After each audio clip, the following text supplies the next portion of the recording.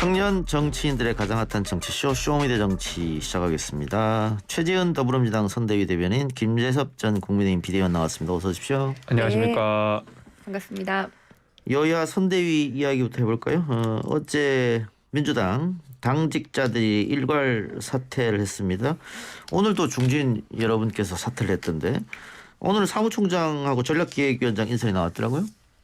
네, 사무총장하고 이 두 분이 이제 앞으로 다른 인선들을 하시지 않을까 이렇게 생각이 되고요.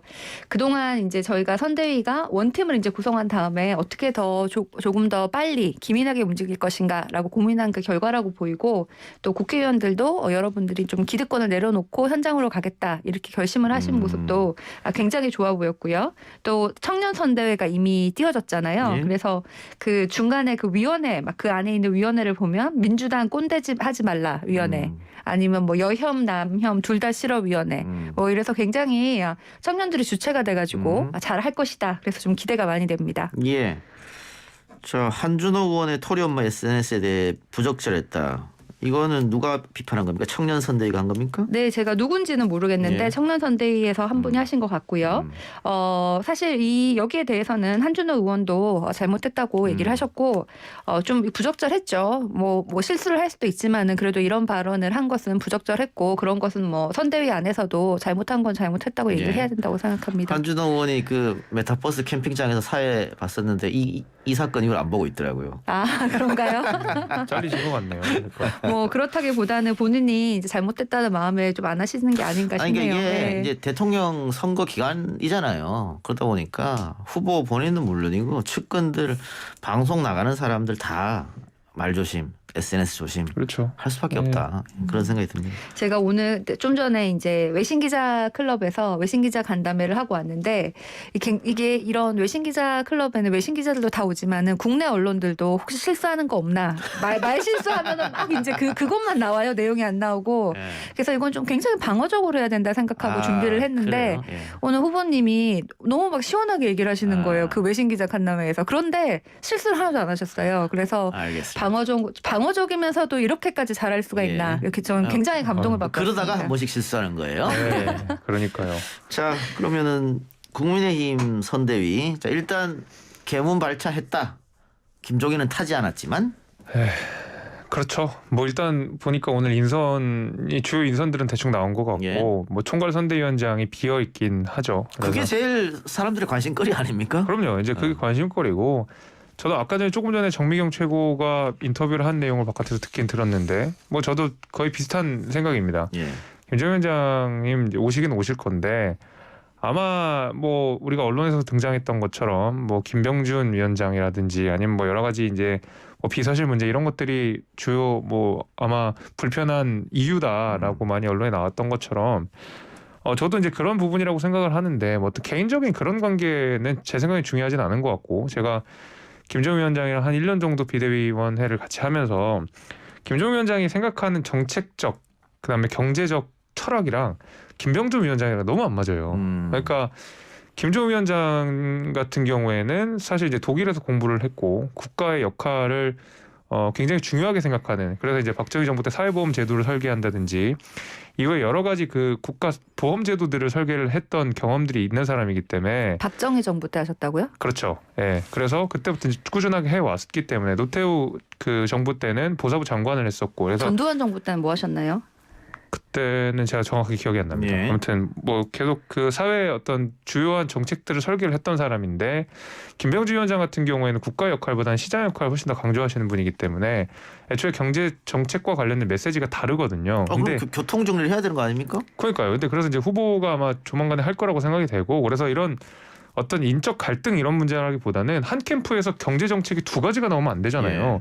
이거야말로 사실 본선 기간에 치열하게 경쟁할 때 메시지 혼선을 줄 수 있고 캠프의 체제 자체가 흔들릴 수가 있기 때문에, 김정은 위원장 입장에서는 예를 들면 경제 정책이면 경제 정책, 여기에서는 하나된 메시지가 나가야 된다라는 생각이 확고하시 있는 것 같고, 김병준 위원장도 메시지를 내시는 분이잖아요. 그 전까지 계속 다른 자유한국당 때 비대위원장을 하시면서 경제 정책들 여러 가지 폈던 사람이기 때문에 그것이 충돌하지 않게끔 지금 조율하는 과정이라고 생각해요. 네, 저는 잠깐만요. 교통 정리 말씀하셨으니까.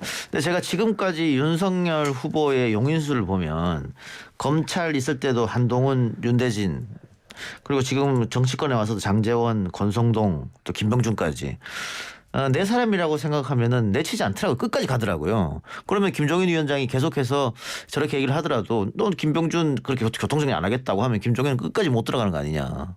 그거는 뭐 두 분 간의 이야기를 통해서 뭐 결정될 문제라서 제가 뭐 확단하기는 어렵지만은 애초에 뭐 내 사람 뭐 남의 사람 이걸 가릴 거가 없이 당시 이제 윤석열 그 후보가 그 검찰총장직을 던질 때를 생각해 보면 검찰총장직 던지고 나서 김종인 위원장이 당시 비대위원장으로 그 별의 순간을 언급했었고 예. 그러면서 사실 굉장히 화려하게 등장할 수 있게끔 정치 가도를 만들어주는 데 역할을 했었고 그 이후에 경선 과정에서도 이번 선거는 이재명과 윤석열의 선거다라는 식으로 사실 구도를 잡아줬잖아요. 그러면서 계속 윤석열 후보와 김종인 위원장 간에 끊임없는 소통과 그 대화가 있었던 것이기 때문에 이제 와서 내 사람이니까 김병준 위원장은 하고 뭐 김종인 위원장은 내 사람이 아니고 이렇게 구도가 나올 거 아닌 것 같아요. 근데 아까 말씀하신 그 메시지 경제 관련해서 김종인 위원장님 같은 경우 전 위원장님 같은 경우에는 국가를 굉장히 강조를 하고 다른 분은 시장을 강조한다고 하셨는데 윤석열 후보야말로 엄청난 시장주의자고 뭐 120시간도 일해야 된다. 네. 없는 사람은 뭐 부정식품이라도 먹게 해야 된다 이러는데 이 두 분의 결이 그렇게 다른데 어떻게 윤석열 캠프에 김종인 전 위원장님이 갈 수가 있는지도 잘 모르겠고 네. 제가 윤 후보라도 김종인 위원장님을 지금 모시고 오는 것이 표에 도움이 되나? 이분은 사실은 선거 기술자라는 느낌이 듭니다. 제가 뭐 같이 잘 아시는 분인데 이런 말씀을 드려서 죄송하지만 국가 비전을 함께 설계하면 그다음에 이제 같이 실행하고 잘못되면 책임지겠다는 각오로 해야 되는데 지난 그 수많은 시간 동안 계속 이제 국정 운영을 하셨으면서 이분이 한 번이라도 책임지신 적이 있나 선거 때만 나오시는 것이 아닌가 그런 분을 우리가 대통령 옆에서 계속 미래의 대통령이 되겠다는 분 옆에 두는 것이 이것이 과연 윤석열 후보에게도 도움이 되나 그래서 과연 이 두 분이 합칠 수 있을까 이런 좀 의문이 듭니다. 저는 뭐 거기에 대해서는 그렇게 걱정 안 하셔도 될 것 같고요. 그다음에 그 늘 책임의식 갖고 일하셨던 분인 건 맞고요. 그 예를 들면 박근혜 정부 때도 보수 정당에서 부족했던 것이 양극화 해소에 대한 그 어떤 문제의식이 부족했다라는 것 때문에 경제민주화라는 기치를 들고 나와서 당선에 큰 기여를 했었던 것이고 다만 그 이후에 박근혜 전 대통령이 그 경제민주화 약속을 안 지켰던 것이죠. 그리고 문재인 정부도 마찬가지입니다. 처음에 김종인 위원장을 그 민주당의 비대위원장을 모실 때도 비슷한 약속들을 했는데 결국 또 약속 지켜지지 않았고 그걸 가지고 예를 들면 박근혜 문재인 대통령이 약속을 저버린 것에 대해서 책임의식이 없다고 하면은 사실 그 문재인 대통령을 향한 똑같은 뭐 비난이라고 저는 생각합니다. 이분은 정치인이시잖아요. 이분 스스로가. 네. 그러면은 본인이 약속을 안 지켰다가 아니라 그것을 하도록 자기가 하기로 했으면 하도록 하고 안 되면은 뭐 거기에 대한 책임도 져야 되는 그거는 거죠. 문재인 대통령이 나중에 안 받아들이신 거고 당시에 또 박근혜 전 대통령이 안 받아들인 거기 때문에 선대 얘기하는 게 김종인 위원장 갖고 이야기할 자리는 아니니까요. 좀 지켜보도록 하고요. 예, 김 전 비대위원장이 언제쯤 들어올 것인지 아니면 들어오지 않을 것인지는. 자, 이 윤석열 후보가 영입하려고 했었던 이수정 교수, 지금 이준석 대표가 대놓고 반대했어요. 그래서 이수정 교수도 좀 불쾌감을 표시했던데 결국 이것도 이대남의 표심을 이수정이 들어오면 놓친다 뭐 이런 생각일까요?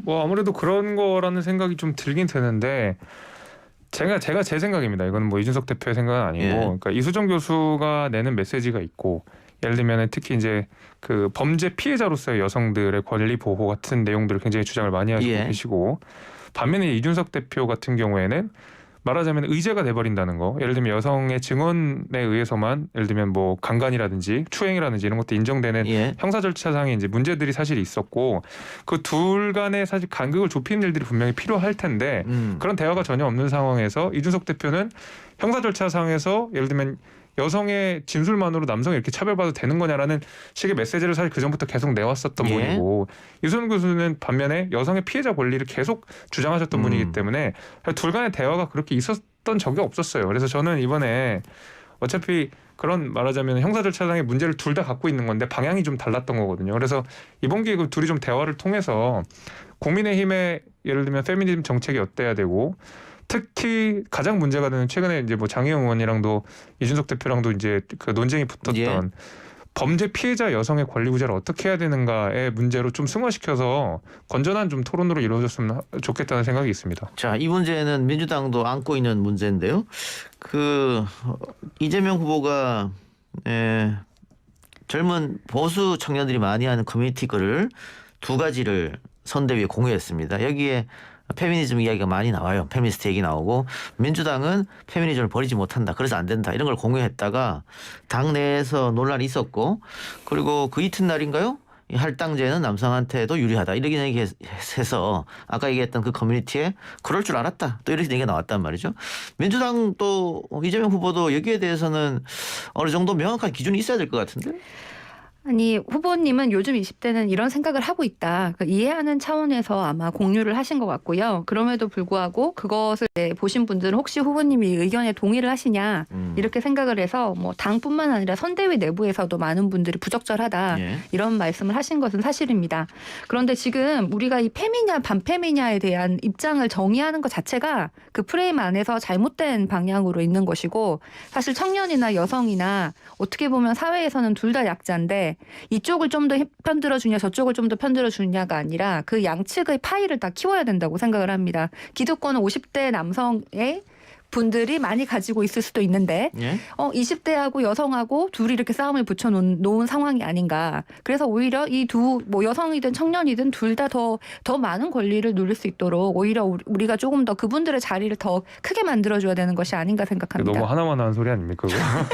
아니 그거는 근데 그렇다고 그럼 요 여성 편을 들어야 된다, 남성 편을 들어야 네. 된다라고 가는 것 자체가 잘못된 거죠. 그 방향이 틀린 거 아닙니까? 저 일단은 그 20대 남성들의 마음이 이렇다라고 그 이재명 후보가 문제의식을 갖고 공유를 하신 거는 저는 뭐 적절하다고 생각을 하는데 반면에 이제 또 이재명 후보의 말이 그 가볍지 않잖아요. 보면은 저번에도 우리 주 4일 노동제도 그렇고 뭐 소위 말하는 음식점 뭐 총량제도 그렇고 일단 던져놓고 아니다 싶으면 아니다 이제 이렇고 마찬가지 이것도 페미니즘에 관련된 입장 표명을 해야 되는 상황에서 그냥 뭐 참고하라고 했다. 그 사실 대통령 후보의 말이 사실상 그 당 안에서는 저거 선거 기간에는 법인데 너무 그렇게 가볍게 생각하시는 게 아닌가라는 생각이 듭니다. 뭐 말로 하면은 뭐 윤석열 후보를 쫓아갈 사람은 없고요. 뭐 예를 들어서 최근에 종부세 폭탄, 뭐 종부세 폐지를 고려한다 그러시다가 다시 지금 뭐 개편 뭐 이렇게 좀 말을 바꾸시는 것 같던데요. 폐지 그 검토에는 폐지의 내용이 포함이 될 거라고 생각하는데요, 저는. 네, 폐지도 될 수 있다고 봅니다, 저는. 뭐 그리고 네. 후쿠시마는 아직까지 원자력이 방출 안 된다고 생각하시나요? 그거는 뭐 제가 잘 모르겠습니다. 그래요. 연수하고 자, 입장을. 네. 종부세 얘기 나왔으니까 어쨌든 국민의힘은 폐지 뭐 재검토 어쨌든 다 포함해서 네. 이게 이제 민주당은 이 프레임 씌우려고 하는 거죠.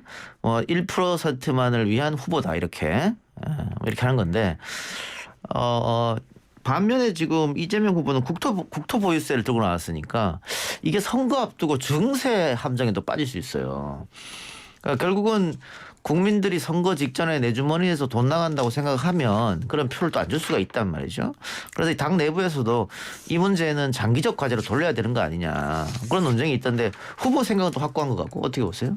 저는 일단 이 국토보유세 이름을 잘못 지은 것 같아요. 예. 이거 국토보유세라는 거는 세금을 낸다고 생각을 하고 종부세를 뭐 폐지하거나 검토한다면 세금을 줄인다라고 이렇게 생각을 할 수밖에 없어요. 근데 종부세 같은 경우에는 세금을 내는 사람이 우리나라 2%밖에 안 됩니다. 그러니까 종부세를 만약에 없앤다 이러면은 그 98%가 상대적으로 세금을 더 내게 되는 거죠. 그런데 국토보유세는 10%는 내는 돈이 받는 돈보다 더 많아지지만 우리 국민의 90%는 받는 돈이 내는 돈보다 더 많아지고 그게 그 순간에 바로 같은 청구서 안에 이루어지거든요. 그래서 이거는 전형적인 감세지. 갈라치기죠, 그게. 전형적인 갈라치기예요. 사실 그래서 이거는 그거는. 감세다. 그래서 이거를 국토보유세라고 부르지 말고 뭐 국토감세. 그래서 새로운 이름으로 지금 얘기가 돌고 있는 거는 마이너스 토지세라고 하자.